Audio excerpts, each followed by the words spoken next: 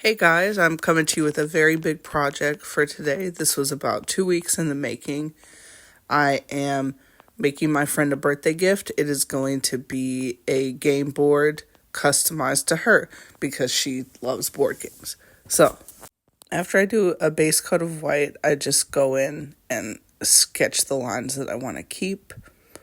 I also had to spend a lot of time designing the cards, the instruction manual, things like that.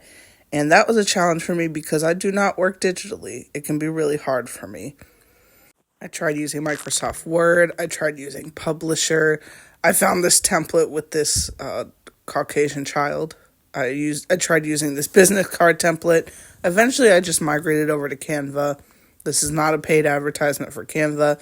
I have just been using it since I started working in libraries. There's basically 3 activities that you can do with this game.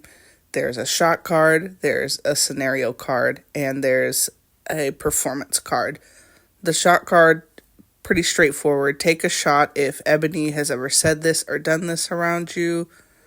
Take a shot, the whole group takes a shot if Ebony says one of these lines at some point. Yeah, this was just me trying to map out the cards because I don't know how to print and format things digitally, but I got through it. Hooray. Sorry, I got a little off track. So, in addition to the shot cards, there are scenario cards, also known as What Would Ebony Do? Basically, there's a series of multiple choice questions on the card.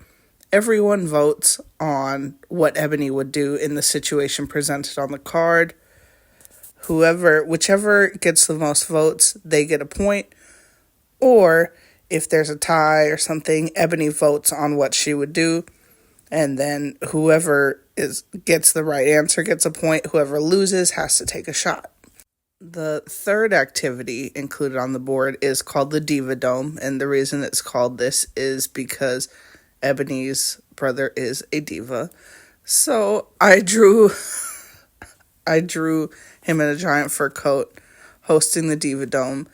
Basically, anyone that lands on a Diva Dome spot is responsible for performing a song, a poem, a limerick, if you will, and everyone playing votes on it with some auction cards that I customized and included in the game. You can vote thumbs up or thumbs down. If people like your performance, you get points. If they don't like it, you take a shot. So obviously everyone involved in the game is 21 and up. This is me cutting out scorecards so you can keep track of your points. So obviously all of us are like 21 and up. If you don't want to take shots or if you're sober, obviously you can sub the shots for juice or do some kind of other activity.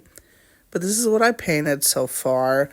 This was a few days in. And then to make the auction cards, I asked my boyfriend, can I get some popsicle sticks?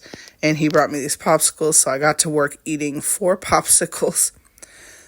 After I finished painting the box, I sealed it with Mod Podge. Then I started working on the bottom box. The sides were a lot of fun to decorate. The bottom, I was having trouble conceptualizing what I was going to put there, if I was going to put a description of the game or more exercises.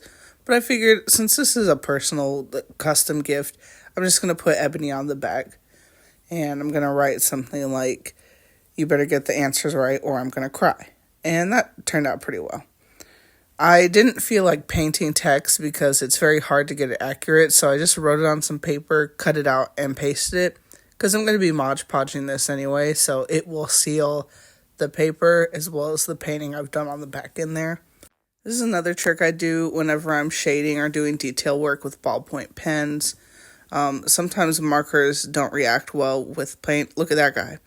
So basically, I use ballpoint pen to add shading and line work when the paint is too thick to get through it with just marker. What I'm doing here is designing the game pieces. I'm going to design a game piece for Ebony's family members. So I am designing 4 out of polymer clay. And I've never worked at this scale. It's kind of small, so they did not come out exactly how I wanted them to. But I think they were still pretty cute, and they made me laugh. They were pretty funny. You see, I'm modeling the foil around the sari pieces. I was really paranoid for some reason about those pieces melting when I cooked the clay in the oven, so I didn't want to leave them inside of the player pieces. I just wrapped foil around it. My favorite character that I sculpted was probably the one with the Afro Puffs. She came out the best. Her hand came off though, no. Then I got to work finishing and finalizing the board. Big thanks to Sierra and Kinu. Sierra and Kinu helped make this project possible. They gave me a bunch of possible scenarios. Sierra helped me cut and laminate the cards, which is a big deal for me because I cannot cut. I am actually very terrible at it. That being said, here I am about to cut some cardboard.